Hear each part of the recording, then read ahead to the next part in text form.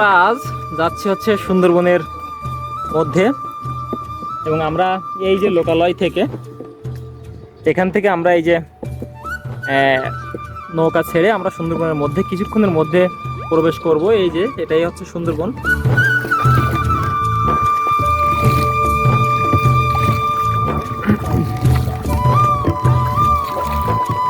অনেকদিন ধরে অপেক্ষায় আছি, সুন্দরবনে যাবো। আজকে সুন্দরবনের মধু সংগ্রহের জন্য রওনা করছি।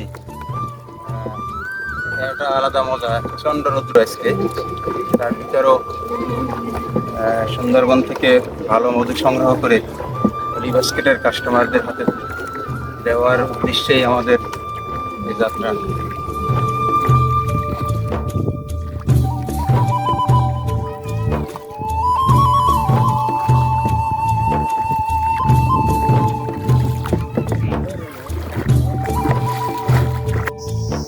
আসসালামু আলাইকুম। আমরা এখন অবস্থান করছি উত্তর পশ্চিম সাতক্ষীরা জোনে, সুন্দরবনে একেবারে গহীন জঙ্গলের ভিতরে।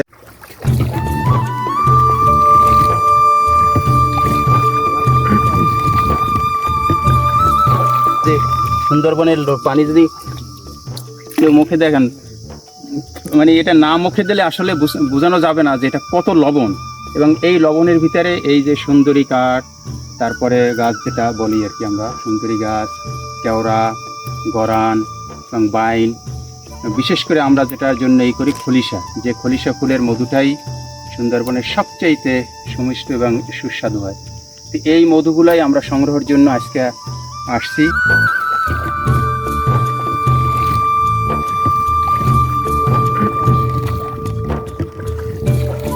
আর মূল আমাদের উদ্দেশ্য হলো হলি বাস্কেটের কাস্টমারদেরকে আমরা একটা ভালো জিনিস দেওয়া, এটাই হলো আমাদের উদ্দেশ্য থাকে। দেখেন মাঝে মাঝে আমাদের নৌকা বেঁধে যাচ্ছে বিভিন্ন গাছের সাথে আর কি, একেবারে জোয়ারে পানিতে টইটুম্বর সুন্দরবন। হ্যাঁ, তার মানে একেবারে যদি আমরা এভাবে বলি যে 2-3 হাত পানি এখানে, কিন্তু মানে ভাটার সময় এখানে নৌকা নিয়ে ঢোকার কোনো অবস্থা নাই, পায়ে হেঁটে যেতে হইতো।